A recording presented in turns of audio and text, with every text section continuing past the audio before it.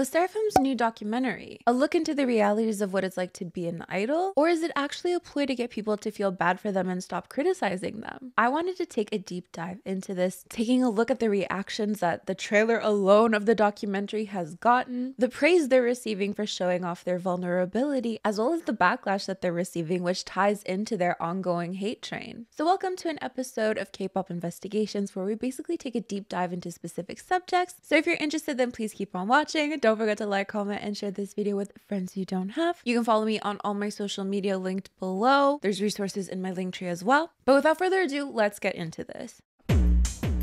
Le Sserafim are releasing a documentary ahead of their comeback, and it's been met with mixed reactions. But before we get into the nitty-gritty details of the documentary, we have to take a little bit of a trip down memory lane to when their hate train really started. Because Le Sserafim's image has really been put through the ringer recently, and I think a lot of people would agree that it really started with their Coachella performances. From their first Coachella performance, where they received a lot of backlash for their live vocals, followed by the backlash to their second Coachella performance, where people were accusing them of lip syncing, of turning Coachella into a music show performance. Because in comparison to week one, they really amped up their use of backup tracks. Or was it really a normal use of backup tracks? Or because a precedent had been set in week one, was their second performance just inevitably going to be met with criticism because it was a lose-lose situation? Whether you agree that they should improve as is expected by K-pop idols, they need to learn, they need to improve. Actually, they should already be good by the time they debut. No, you should give them time when they debut. It's a time for them to learn and improve. There are so many different points of views on this. It's okay for idols to debut not super perfect because it gives them time to learn. Actually, what were you doing all that time as a trainee if you weren't going to improve? No matter what you think, this Coachella performance really was the catalyst to this hate train that Le Sserafim would then continue to experience until this day. If you think back to a moment in time where Le Sserafim's image really shifted, it would be the Coachella performance, right? Because everything that would happen from that moment on seemed to somehow turn into a scandal. When member Sakura actually addressed the Coachella performance in a Weverse post, where she says, "On the day of this show, I believe I was able to show everything. To some eyes, it may appear immature, but no one is perfect for everyone," which gained backlash because she was seemingly making excuses for her team, making excuses for the group's poor performance. And then on top of that, when Taewon posted this video to her story of Doja Cat giving the middle finger to the crowd, this too was her somehow making excuses for her team, somehow sending a message to haters. It was somehow a bad look for Le Sserafim as a whole. Even Source Music threatening legal action against malicious and false posts somehow also fed into this narrative that Le Sserafim were unable to take accountability for their poor performance, and now their company was seemingly trying to sue people for saying that their artists can't sing live. And then of course the whole Hybe versus Adore feud, which dragged Le Sserafim and a couple other groups as well through the mud, where Le Sserafim in particular were brought up on quite a few occasions because they were quote-unquote the group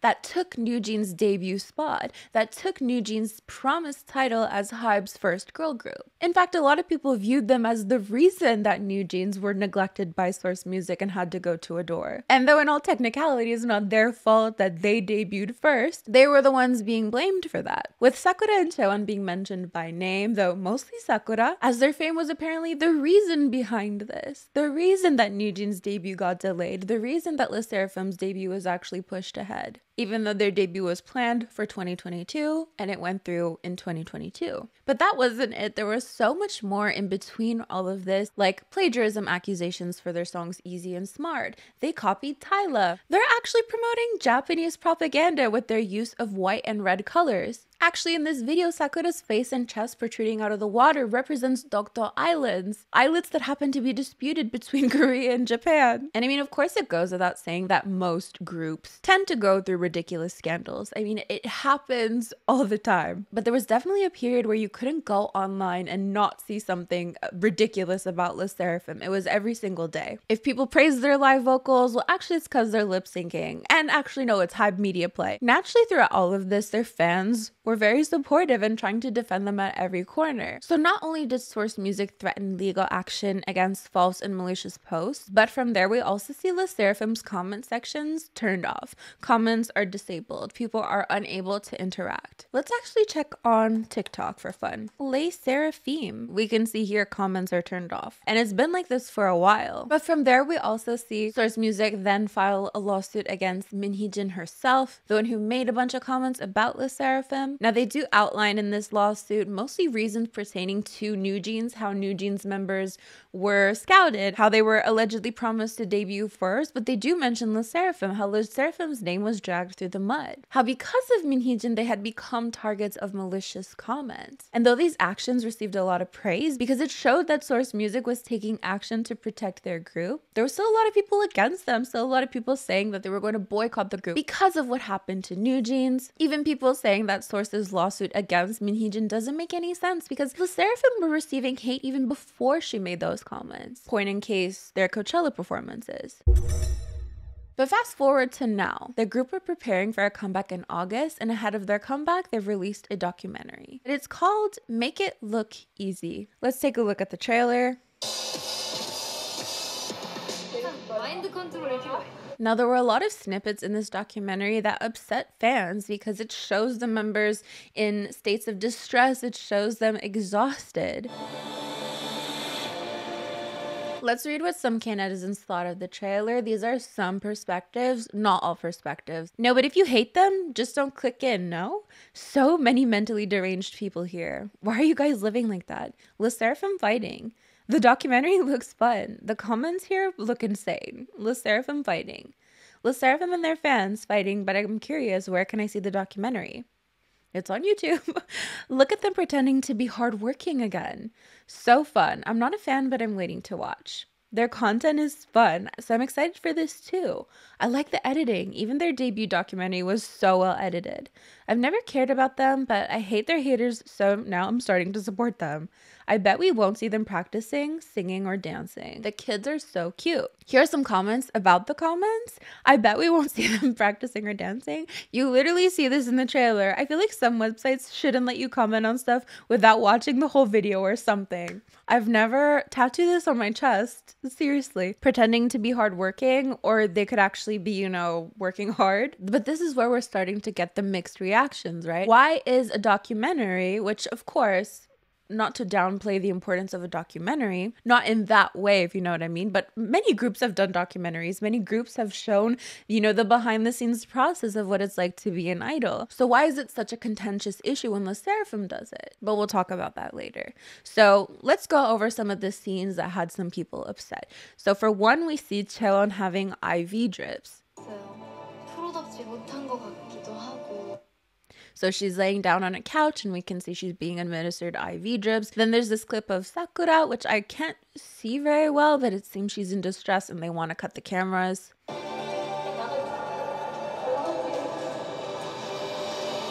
And with scenes like this, of course you have people showing sympathy, like, wow, you know, I didn't know this was what went on behind the scenes, or I did know that this is what went on behind the scenes, but of course seeing it is sad. But then there are people being like, well, every idol has IV drips. Every idol is overworked. Every idol this, every idol that. This is not exclusive to Les Sserafim. Everyone is suffering. But there's this one clip in particular where Inche is looking through Twitter and she's reading comments about herself. So this is a lot of people concerned. 저는 항상 이런 저에 대한 반응들을 많이 보는 편인데. Let's read some responses.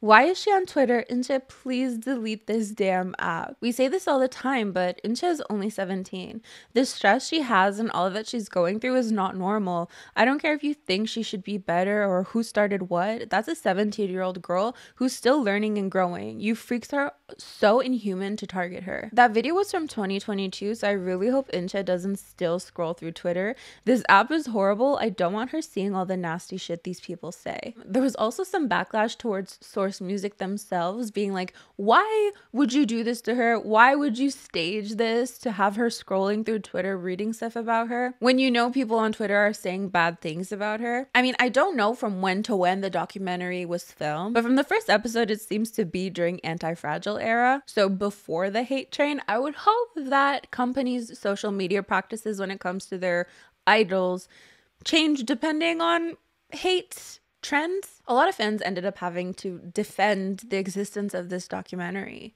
They started filming this documentary since Anti-Fragile's release, the era where they were one of the most loved K-pop groups, long before Coachella. Everybody always says they want to see the reality of the industry, but just because they dislike Sserafim, they say they're gaslighting. The way I have seen Twitter reduce these poor girls into just dolls on their phone, they're human as well and work hard, unlike people who just warms their bed while being a keyboard warrior. Quotes acting dumb when clearly the timeline for this documentary starts from Anti-Fragile era. You can always expect K-pop fans to be effing idiots, and in any case, some of you dumb elves don't know. They already had their first documentary, The World Is My Oyster, in 2022. So I think a lot of people think that this documentary is going to be about Coachella, about their hate train, but like this whole kind of narrative, like, oh, they're trying to gain sympathy from Coachella and show how much hate they got to kind of take away from the fact that they had a poor performance. Do you know what I mean? But then it ends up being from years ago, really. Now, of course, there are people doubting the authenticity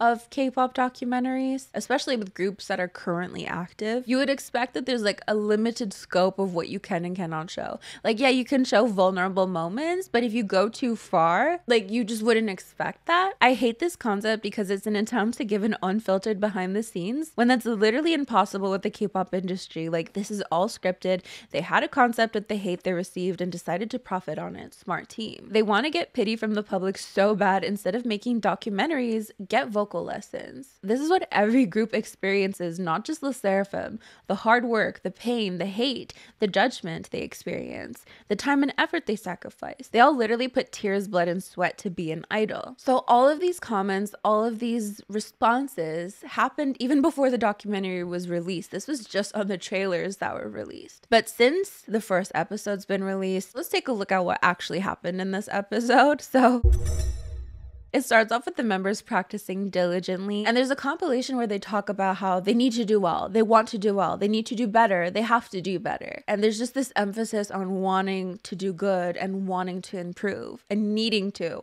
I just repeated everything again. You get the gist. We then cut to Euntae auditioning to be an MC on Music Bank. She said, there's a spot open, I'm gonna audition for it. She's then practicing in the car, and the feedback she got from them is that she could be more cheerful, but in the end, they announced to her and everybody else that she got the part, and they all celebrate together. From there, the group goes to Japan. Yunjin expresses that it's their first time seriously promoting overseas and she's nervous. And then Sakura says, do people in Japan know us? Like, she just seems so shocked. Like, our album sold 100,000 copies? Like, who's buying these albums? They're doing their dance practice and they're critiquing each other, trying to improve. But then when they get to the rehearsal, we then see Euntae walking off stage and she's hyperventilating. A staff member then explains that this tends to happen when she's dancing and she's out of breath, but like technically nothing is wrong. They start discussing how the performance will go on. Should they just do 4 members? If Euntae can't dance, maybe she can just sing on a chair in the corner. But the performance goes on with 5 members as originally intended. But now that we know the backstory behind this performance, fans have a newfound meaning to this clip that I've seen. We always found this so wholesome without knowing the real reason. We can just see the little hand squeeze here. At the end of everything, all the staff starts shouting, you know, Hong Euntae in support of her, as she reminisces that the only thought that was going through her mind was that she has to do this. No matter what, she just had to do it. But then we get a flashback to 4 months before the group even debuted, and Sakura is experiencing a similar thing where she's kind of hyperventilating, and she's in a room and people are trying to calm her down, and she says, let's go to the practice room. It's giving me more anxiety to stay here. So she goes to the practice room and then she ends up practicing with the rest of the members. The episode ends off with Chaewon expressing, so far we haven't reached a point where people would say this group is the best. To be honest, in the future I want Sserafim to be very successful. She wants them to be able to show off the coolest performances and be unique, and that's where we end off episode 1. Now, this documentary was uploaded to Hybe Label's YouTube channel, so we can still read comments. So let's see what people are saying. They've been through so much, and I really hope this documentary shows people that idols are humans too and show emotion. The way people bullied the Sserafim and quickly put, "They'll never see this anyway," was disgusting. Hopefully this teaches people to be mindful of what they say on the internet. How can anyone hate Inte after watching that? At 16, she was having a panic attack but didn't quit. She went and slayed the performance. Gotta respect it even if you don't like her. It's really nice to see their manager saying, you don't have to do it if you're not okay. I actually wondered about that in the episode. Like, of course your boss would tell you if you don't have to, if you can't, but there's still that pressure above you. Like, you kind of have to though, right? It's like, of course we're going to show you the, like, what is it, like, HR appropriate thing, like the HR appropriate options here, but I can imagine there's still like a ton of pressure to persevere, right? I cried when he told them Inte is gonna be the new Music Bank MC. She's too precious. Watching the trailer made me realize how hard it actually is being an idol. I feel so bad for them now. Imagine practicing for months, but your body betrayed you on the day of the performance. Inte's mindset was so strong to push through it. I just realized that all the episodes have been uploaded now. I went ahead and watched the other 4 episodes. So let's go through some major events. Of course, you can watch the full episodes on YouTube. So episode 2 starts off with Inte going to her first Music Bank show as an MC, and we see her using her cell phone as an umbrella. And after she's done hosting the show, this is where we see that clip where she's searching for comments on Twitter, checking out opinions about her. I check people's opinions about me a lot. I often think, why do people find me so cute? What if I get old and become not cute anymore? It gets a little existential. And again, I think like the major theme about this documentary is wanting to improve, wanting people to like them. There's a lot of videos of them practicing. There's a lot of self-reflection. In one scene, we also see that Inte is getting criticism because while she's performing, it doesn't seem like she's having fun, like she's not giving enough energy. We then move on to Yoonjin, who talks about criticism. And actually, she addresses what she said in her debut trailer, how she wanted to change the idol industry. Now, she says that back then, she didn't really pay too much attention to what people were saying in regards to that. You know, specifically like, what are you even doing to change the idol industry? But that these days she feels a lot more pressure. Like, is she doing enough? What can she do to really make a difference? Then in episode 3 is where we see that clip where Sakura seems to be upset. And it's because they had originally gone to an auditorium for their comeback to watch the comeback with their fans. So all 5 of them are there. They're smiling in front of fans. But then Sakura gets overwhelmed and she's crying. So then the members come back to the auditorium as 4 members and they just explain that she's not feeling too well. Retrospectively, she explains that when she was watching the performance, she didn't do as well as she did when she was in practice, and it really upset her. That she basically has 2 people fighting inside of her. One person is saying that you're doing well, and the other person is like, are you sure? In another clip, she's practicing singing and her coach is like, why did you lose confidence? And she starts crying. She explains that she's scared to sing in front of a lot of people, that she wants to like singing. We then get to the IV scene. It seems that Taewon was actually sick while they were filming their music video for Unforgiven, that the entire time she had to look happy and energetic when really she was not feeling good at all. And she explains, you know, that's the type of job that she has. And there's a whole section about them talking about, you know, what it would be like if their lives were normal, what it would be like if they didn't have to, you know, constantly watch their posture, or, you know, if they could use social media freely. You know, there's this one person talking to them being like, I could never be an idol. I could never go what you guys go through. So they talk about, you know, what if their lives were normal? And, you know, other people probably wonder or are envious of them as well. So people just want what they can't have at the end of the day. So that's a little bit of a recap of some things that happened in the documentary. This is obviously not an exhaustive list of every single thing that happened, but if you watched the documentary, let me know what you thought of it. And also, do you think the backlash has more or less died down from this point on? Do you think this is going to help people gain some perspective on, you know, who exactly they're talking about when they leave specific comments? What are your thoughts on all that? Of course, I would love to know in the comments below. As for me, I'm gonna get going, so I'll see you guys in the next video. Don't forget to like, comment, and share this video with friends you don't have.